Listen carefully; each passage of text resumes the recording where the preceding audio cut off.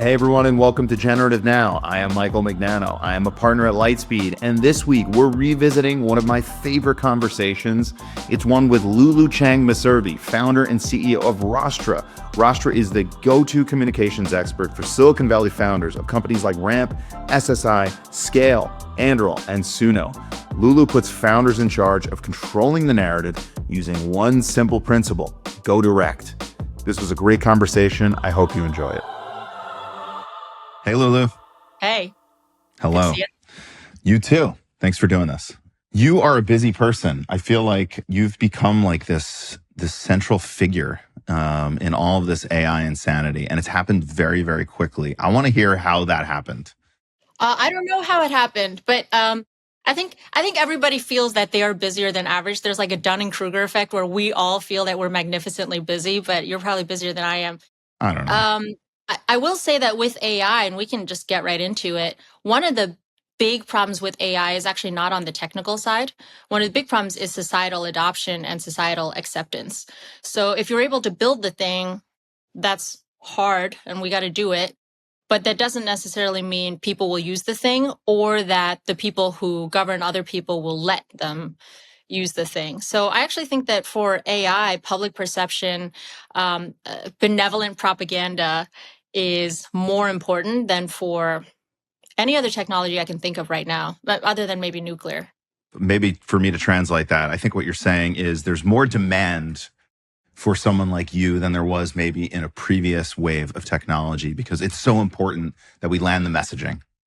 It is important. So I would agree with you on the second part. It's super important that we absolutely land and nail the messaging. I would disagree with you on the first part of the answer being me. I think sometimes maybe the answer is me, but a lot of times the answer is not me, me. Founders just do it themselves. So what I preach is going direct and controlling the story. And it's really important in AI because it's so esoteric and so technical that filtering it down through a bunch of people isn't going to get the job done. But it doesn't necessarily require me. In fact, one of the things that I've been saying more and more lately is I'm one person. Our shop is 3 people. We've got like a dozen clients. We're not planning to scale and people shouldn't wait for it. In fact, this is something that you can just go and do yourself. And a lot of people would honestly do a better job than having me around. So yes, we should do it. Whether it's me or not me, I'm kind of agnostic.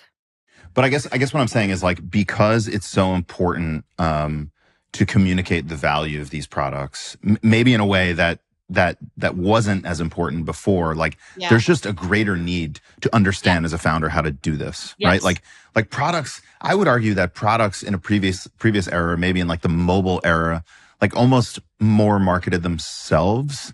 Whereas I feel like now, I think what you're saying is like, we need to actually like tell people how to adopt this stuff. And we maybe didn't have to do that as much previously. Yeah. If you are a founder and you don't have a strategy for getting people to adopt this and for winning over the public and for winning over regulators eventually, it's as bad as not having a product strategy.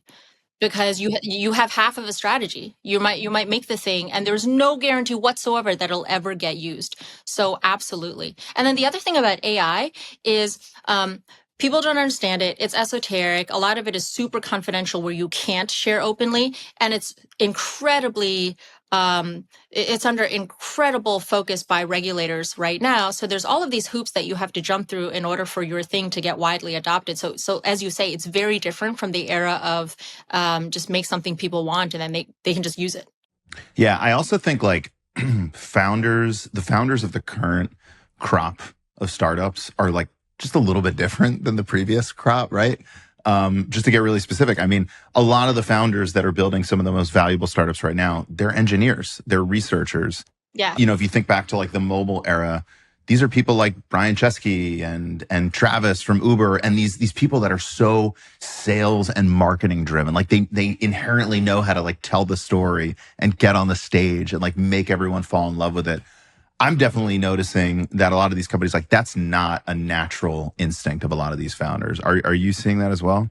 I think we are in a bit of a golden era for technical founders, and it's magnificent, and we need it. But Yes, to the extent that many people have a dominant half of the brain, we do have a lot of founders now whose dominant half is not the one around storytelling and talking to people. I think we have a lot of really stellar autists building great things for society where it takes extra effort to be reading the room and talking to the room, and they can totally do it. It Of just course. takes more effort, like it takes me more effort to do the other side. And this is unusual about the era that we're in. There are people who are full-time 24/7 trying to take down AI or fight AI or hamper AI progress. There are entire institutes and nonprofits and organizations around getting AI to not succeed. So the previous generation of founders, they had haters and doubters and all this normal stuff, but they didn't have an enormously well-funded complex of people fully vested in doing nothing but holding back their specific technology. Yeah, totally. And like these organizations that you're mentioning or that you're alluding to, like this is actually their job. Their job is to to communicate, to lobby, to advocate. They know how to speak publicly. They know how to land messages. And so I think, I think to the original point, I think it makes this type of tactic so much more important for this crop of founders. But like maybe let's go even like a little bit back. How did you get even here? So before this, obviously you were Activision and Microsoft, Substack. Like give us the quick story. Yeah, so I tell people I don't have a lot of experience in comms, which is a true admission and also somewhat of a benefit. Like I'm unencumbered by knowing what a press release is supposed to do. I don't know and I never want to know. I will happily live my life not finding out, and that's worked out pretty well. So I certainly have gaps and I'm just learning on the job. But the first time I ever got exposure to comms was maybe 8 years ago, 7 years ago, when I'd done, it feels like everything except comms. I'd done finance, tech, geopolitical risk, and was advising on the Alibaba IPO.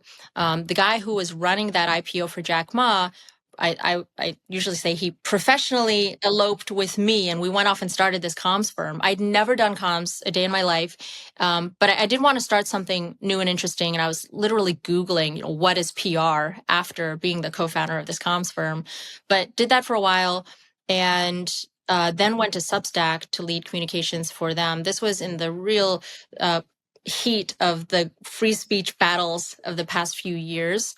And I really wanted a piece of that. So I went in there and then had joined Activision Blizzard's board when they were going through a period of turmoil and trying to get the Microsoft acquisition done.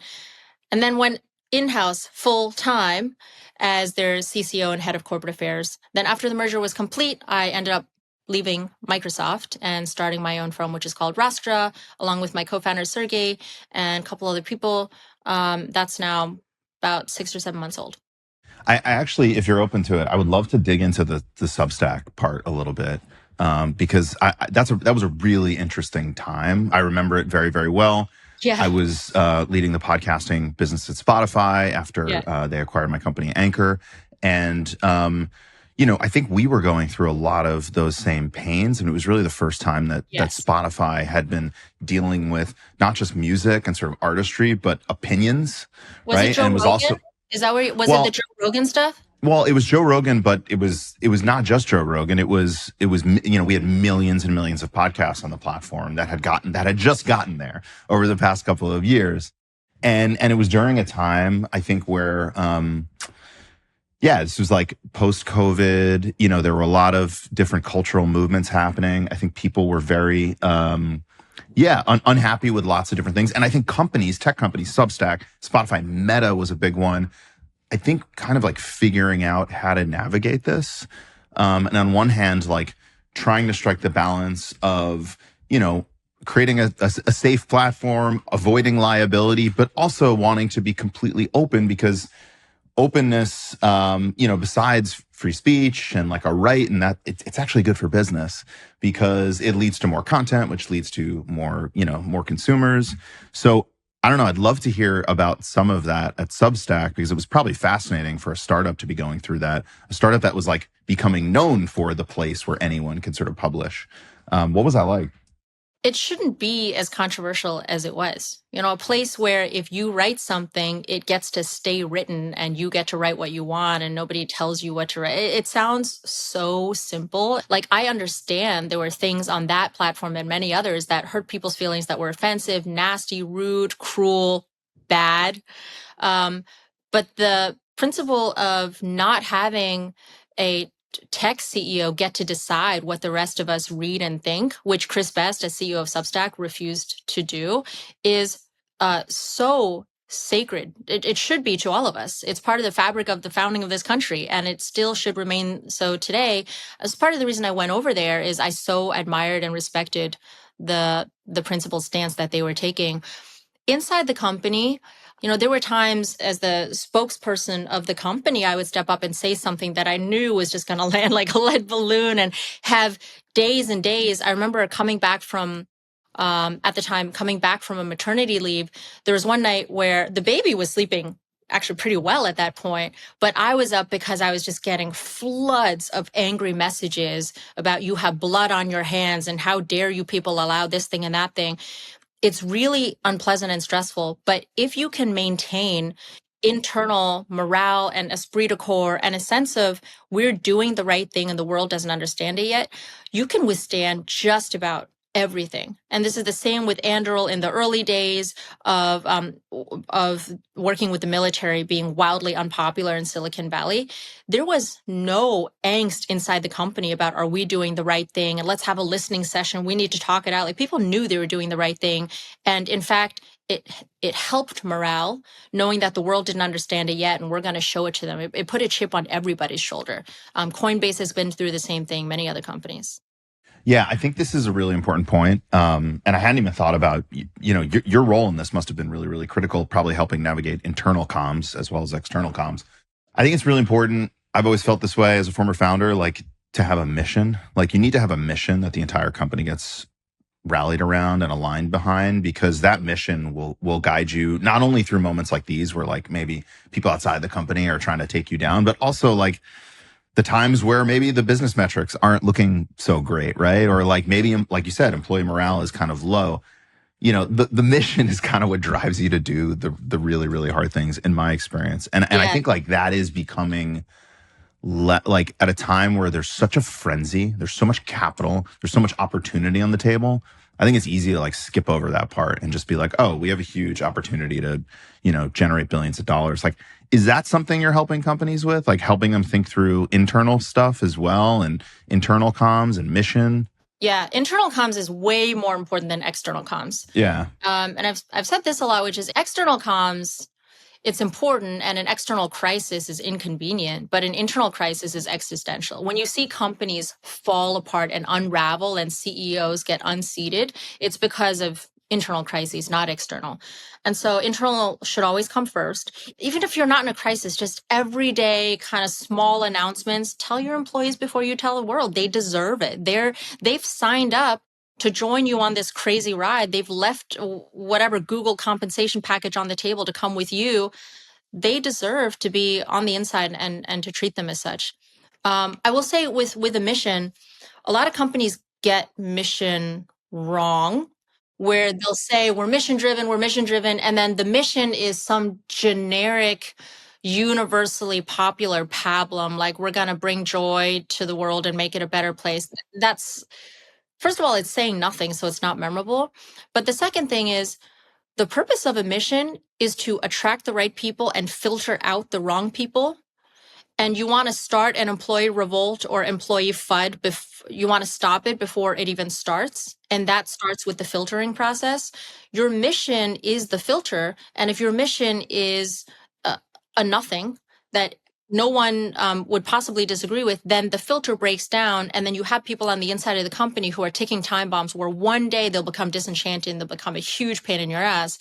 So with Substack, for example, part of the reason that people held strong even during really stressful times, one is Substack employees are just based and amazing, and they are mission driven. But two is the company's mission was so strong, and they had proven it. What was it? The company's mission is it's to free your mind. So it's basically for you to own what you're able to say and own your audience. And in doing so, bring more culture and more expression into the world. And people who went to go work there wanted that. And people who didn't like it or thought it was icky that you weren't censoring enough just would never go work there in the first place. Just wouldn't go there. Yeah. What are some other, like, what's another example of a good mission versus a bad one versus like a fluffy bullshit one? A bad one was when WeWork said that their mission was to elevate the world's consciousness. And I have a friend who at the time was pretty senior at WeWork, and we were having a picnic with our kids, and she found out about the rebrand and decided to resign, like on the spot. Or she read about the new mission and a red flag went up and she decided that was the time to leave. And the reason that was bad, just to dig into it tactically, one is it's disconnected from what the company is actually doing, so you can't buy it. Like it's a shared office-based startup, and it's going to elevate the world's consciousness. So already it's not believable and doesn't make sense. And then two is just so lofty and generic that it doesn't mean anything. A good mission, I'm biased. I think Substack has a good mission. Ramp's mission is very good because it's clear and it's not trying to be something it's not. Save customers time and money. That's what we do. If you're into doing that, this is the place you should be. Come join this company. Yeah, they could have pulled a WeWork and said, by providing better B2B SaaS, we're elevating the world's consciousness. But they're just like, we save time and money. It's important. It fosters the startup ecosystem. It helps small companies grow into big companies. It lifts the economy. That's the way in which it matters. It's not some made up thing. Got it. Or for scale, it's to accelerate AI by removing the bottleneck around data. Like very clear, like yes, accelerating AI is very lofty, but there's a specific way that they're trying to do it. They're not competing with NVIDIA. They're not competing with OpenAI or their customers. Like this is their lane. Yeah. Should it be quantified or like measurable, or actually should it be so ambitious that like you can almost never reach it because then you're just going to keep going. Keep going. We're not going to stop. Yeah. I think it's aim for the moon, land among the stars. You don't want your mission to become outdated. So it should be aspirational enough that even if you achieve it, there's more to do. So for example, SpaceX, to make humanity a multi-planetary species and to get to Mars, I am so bullish. I think we will be on Mars quite soon. But even so, there's other stuff involved on making us viable as a species on Mars. And so it's not like the company then shuts down. There's more to do. That is literally the perfect example of aim for the moon, land on the stars. Exactly. Yeah, exactly. Okay, so Rostra's Go Direct Manifesto, going back to the original need for this and why it's so important now.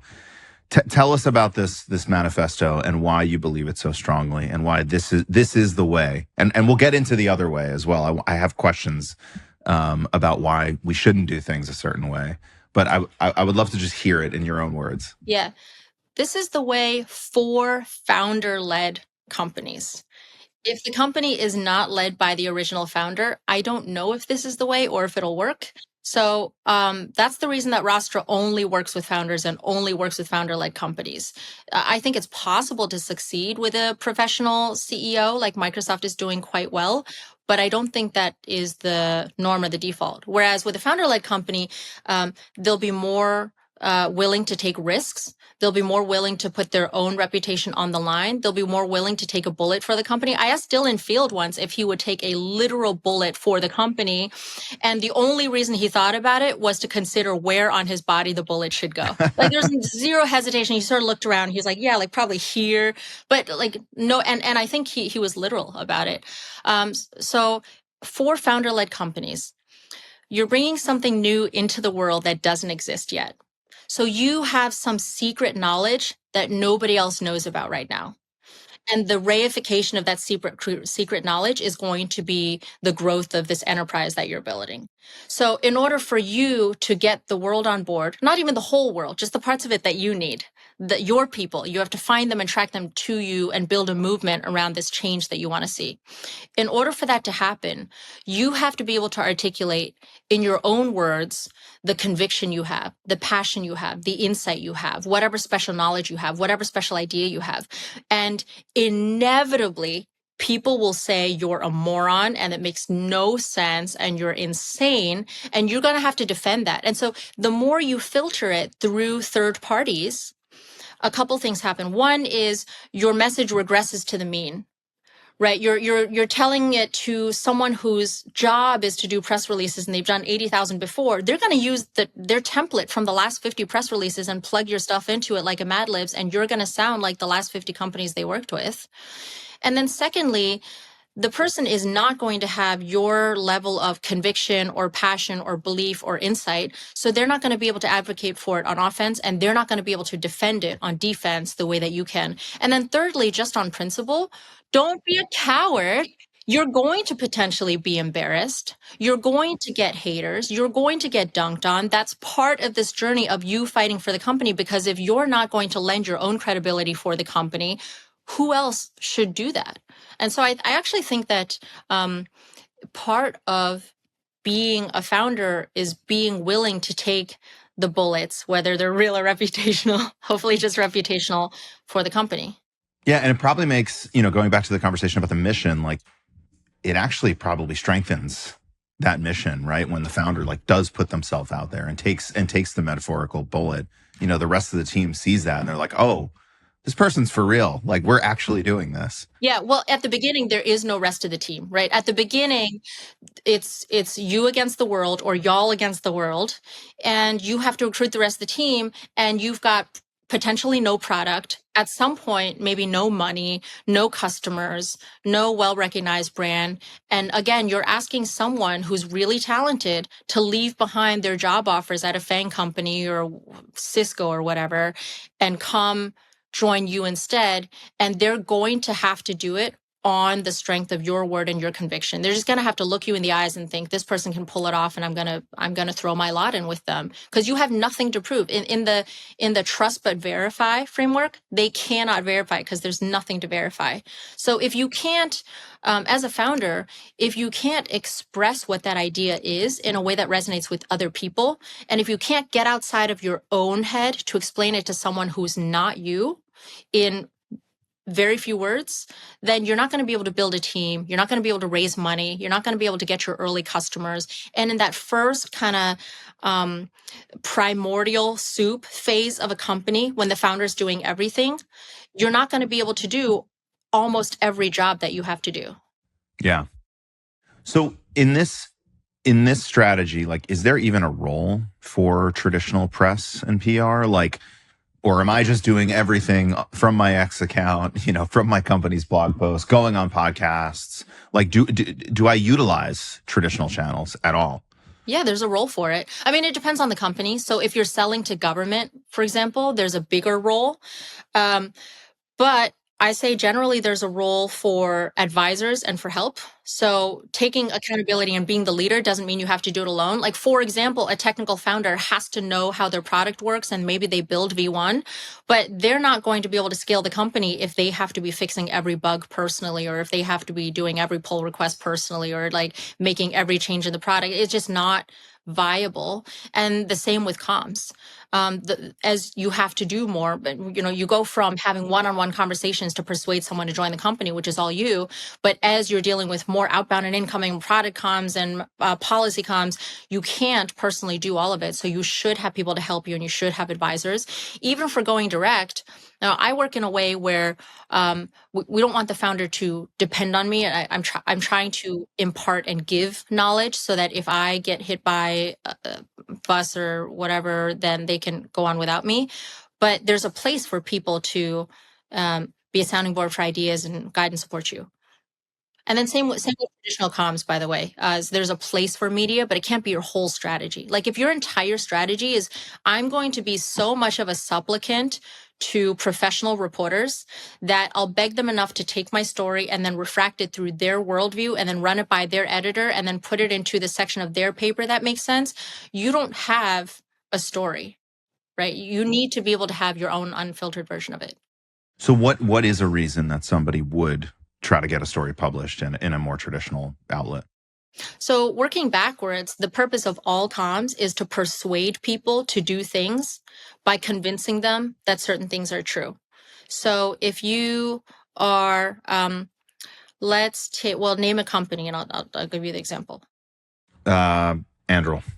Okay. So if you're Anduril and you're trying to persuade the military, let's say the Air Force, to buy the new thing that you're making, then first you have to understand who are the people in the Air Force who make that decision. And then you have to understand they will make that decision only if they believe the following things. Now, the goal of the comm strategy is to get those people to believe those things. That's it. Everything outside of that is wasted motion and a distraction or counterproductive. So the first thing is just know what to focus on. The entire comm strategy in this case is get these 10 people to believe these 3 things.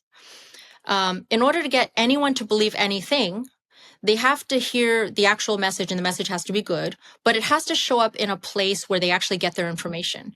So a common example I use is people might be talking to readers of Gwern or users of Hacker News or listeners of Dwarkesh, but instead they're going on an NPR podcast. And you might as well have not done that at all. Now, I love AI founders and I like chatting with you. And so we're doing this podcast. But if it were, I don't know, say some random podcast that had 1,000x more listeners than you have, it still would not be useful for me to go on that instead, because who are those people? Who are these thousands of people? I don't know who I'm reaching. In the case where your audience is getting their news from press, so procurement officers in the Air Force are much more likely to be reading Washington Post than engineers you're trying to recruit in Silicon Valley. In that case, show up in the Washington Post.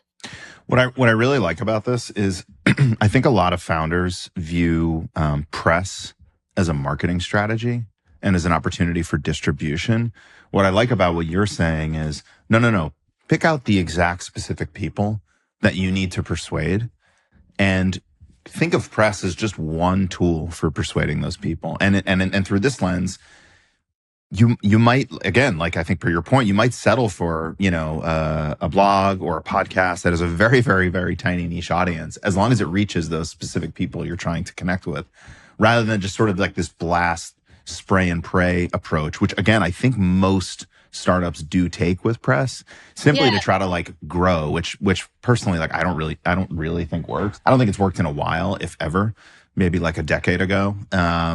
I really, really like that because it's what you're saying is like very strategic. Yeah. Do you ever hear from startups where they'll get this big article in the New York Times or something, and then they're confused because it didn't do anything for them? Like I've heard from startups where they'll go on Good Morning America, and there's this huge viewership, and then their website has no spike in traffic whatsoever. So it's really about working backwards. You are reverse engineering how to get the opinions into the heads of the people who are going to take the actions that you need for your business to grow. So for Anduril, sometimes being in traditional press makes a ton of sense.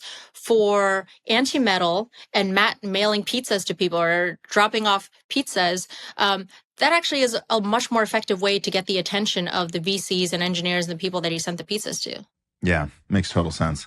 So one of the things that you've been doing on your X account, which I really like, and I've heard other people do as well, is you've been sort of critiquing, comm strategies or, the approach that a company will take when they have a big announcement. You know what I'm talking about. What do you call these things? Do you have a name for this yet?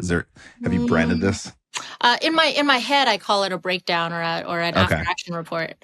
Okay. All right. So I would love to do some live Lulu breakdowns, Lulu after action reports right here on the podcast if you're open to it. I'm down.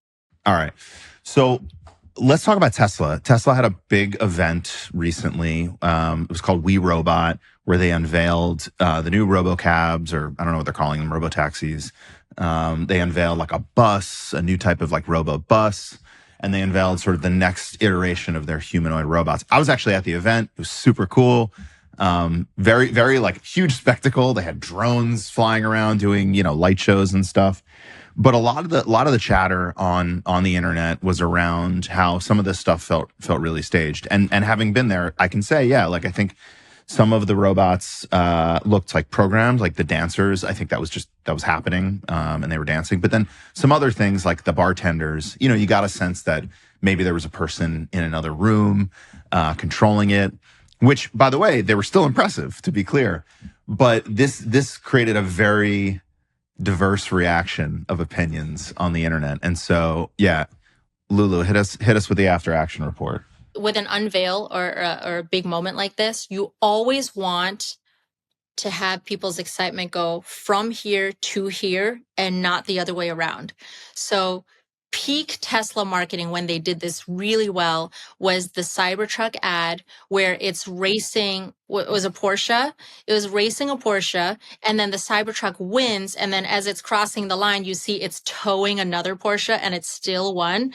And that was like, the whole thing is already freaking cool, and then it just gets even more rad, and then it crosses the line, and then it goes up to here. And that's exactly how you want to do it. The event, I think it was awesome. I'm so bullish on this stuff. Really well done. Congrats to the team. However, they reversed the order where it was like, you're there and the live event is happening and there's this much hype. And then later, as the details come out, the hype drops to here.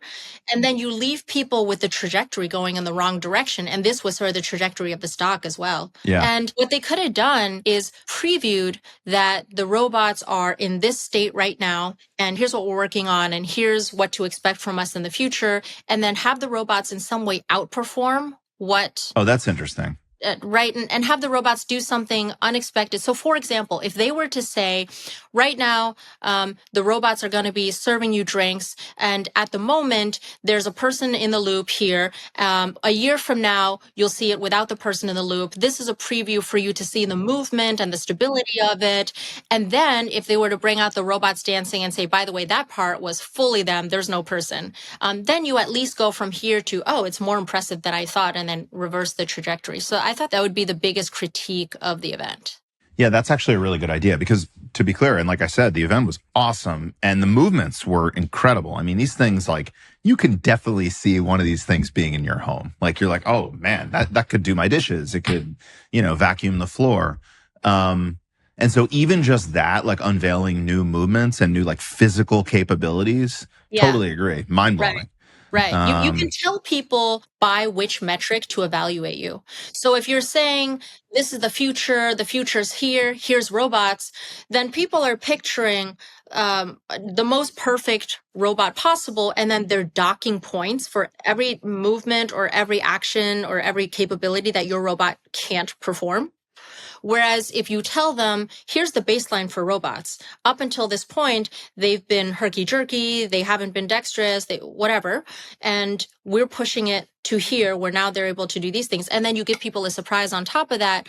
People are always left wondering, what else could it possibly do? You're changing the metrics and the baseline so that you're overperforming. Example of this actually is from Alibaba from a long time ago, before they went public. They decided to make their metric GMV. Like, there's a lot of ways to evaluate the success of a company. And for them, they said, we're an e-commerce company. You're going to measure us on GMV, the value of the merchandise sold on the platform, this best metric for us. And then they just told people how to measure them. And then they did. Like, even years later, analysts would use that metric to see if Alibaba's doing well. And they got to choose that. So as a new startup, you, to some extent, get to choose what metrics people measure you by, and they could have laid that out more clearly. We did this for Anchor, and it worked. It wasn't like some grand strategy. And I wish I knew you back then, because it probably would have been even more effective. But this is what we did with Anchor. We decided that the important metric for us was the percent of all new podcasts in the world powered by Anchor, and we told people that. And it made it important. It made it important for that's how they're measuring progress. And as long as that number keeps going up, they're making progress. That's really, really interesting. That's great. Because if you hadn't said that, people might have looked at total. Yeah. Compared you to the much larger players and say that you're behind or whatever, but you've given them the metric. And so I think that's a big thing for Tesla.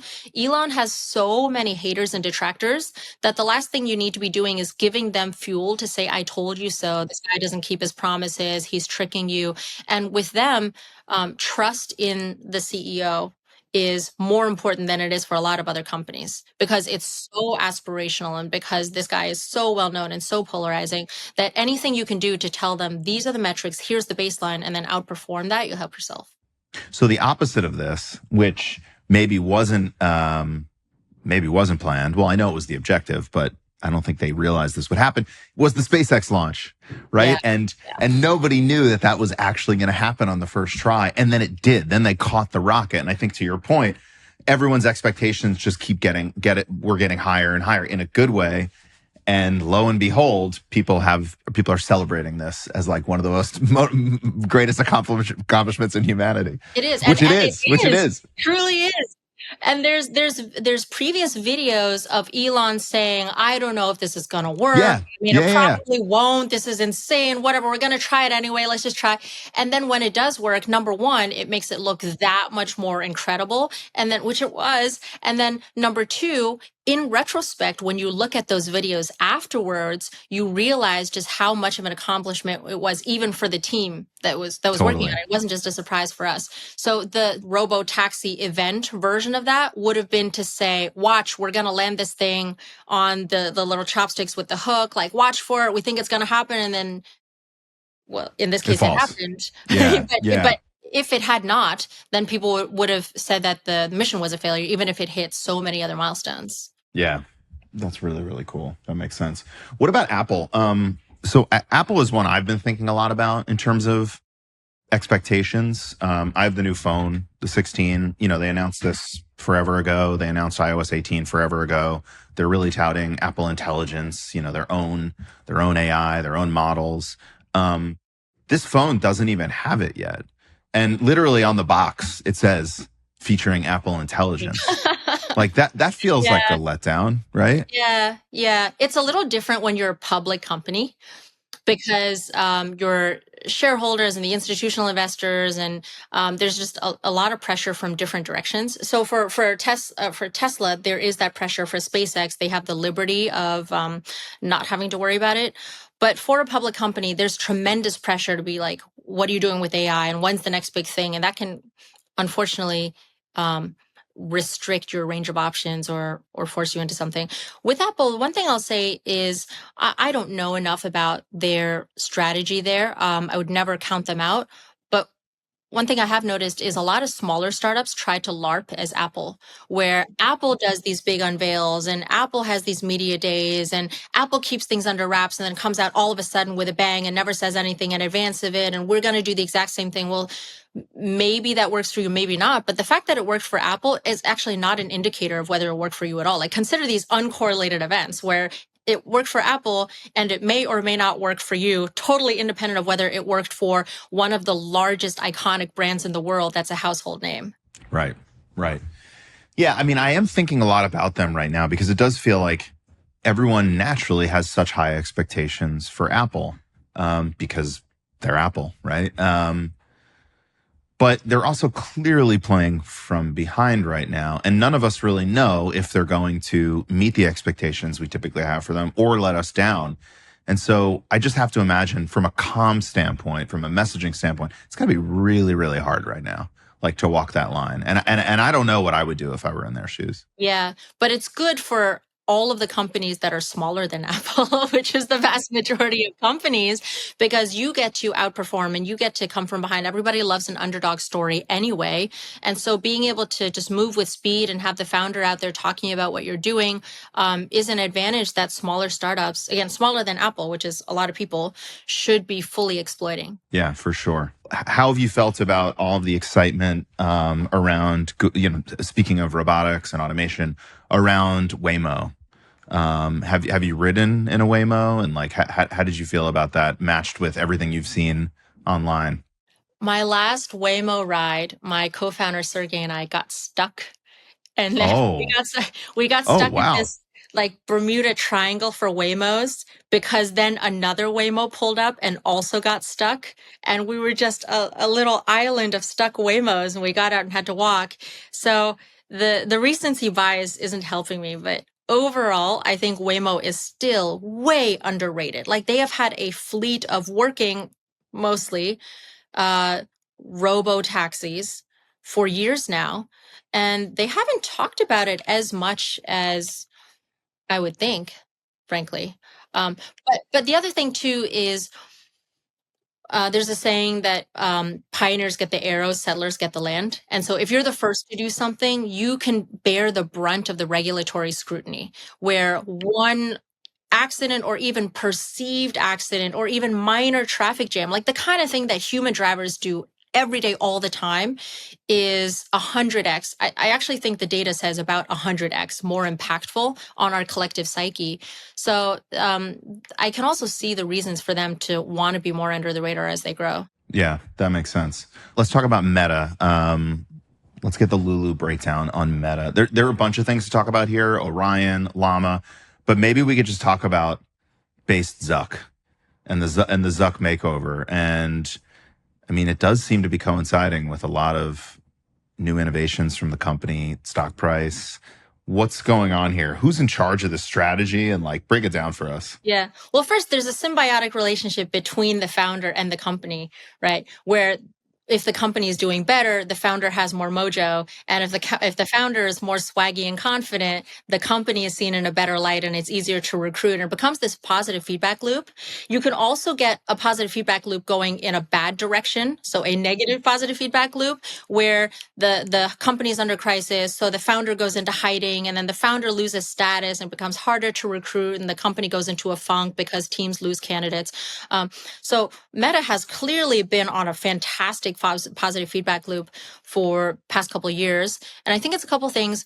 One is that reinforcing effect of the company doing really well. Two is I think Mark Zuckerberg is finding his own instincts and learning to trust his own instincts and his real personality. People who know him well say that he's always been this way, including being cheeky and pissing people off at times. But this is his personality, and it's coming out, and people are embracing it. It almost, now you would never do this intentionally, but the fact that he was CorpoBot 10,000 for many years actually helps, because that was so unappealing to a lot of people that to see Lower this. expectations. Yes, Lower yes, expectations. exactly. Yeah. He started here, he came from here. Whereas if he had come from here to here, it'd be less of a stunning improvement. And so one is just he's found his own voice and personality and become more confident in expressing that. Two is I think he does have a better team around him now than he did in years past. Part of that is through his own confidence, where he has attracted people who are able to work with him better. But the team that he has around him right now, which there is a team and they do deserve some credit, is much better than the I don't know, the nannies and hall monitors that seem to be roaming the halls of Facebook in prior years. And the one thing I would watch out for is sometimes you can get sycophants around you or people just glazing you too much. And then it becomes really hard to know when you're overdoing it. It's a little bit like audience capture, where a blogger writes a certain post, wokeness has gone too far, and everyone's like, yes, space, tell them. And then you're like, yeah, I'm going to do more posts like this. This is great. It's possible to wear one chain and everyone loves the chain, and then you get a thicker chain, and before you know it, you have a 40-inch chain. Chain's You're too looking thick. like T-Pain. Yes. So I don't think that we've reached that point, but that is a thing that is totally liable to happen to founders, and it's just hard to know when you're hitting that point, but if people around you aren't telling you. So it's something just to watch out for. I'm sure his team is being mindful of it. But yes, big turnaround, and a lot of it is driven by him personally. Well, I do think there's probably a little bit of a risk in that, though, right? I mean, is it a problem when the person almost becomes like more newsworthy than the actual brand and company? Because then you're like, I feel like then there's sort of consolidated risk in this human being, and like humans are unpredictable, right? And they become uncool over time, right? Yeah. But there's also consolidated upside. So think of it as investing in a single stock versus a basket. If you're investing in a single stock and that stock happens to be Tesla, or it's a great stock, then you will way outperform the market. And if it's a bad stock, then you'll way underperform. And the risk hedging strategy is to invest in like the S&P 500.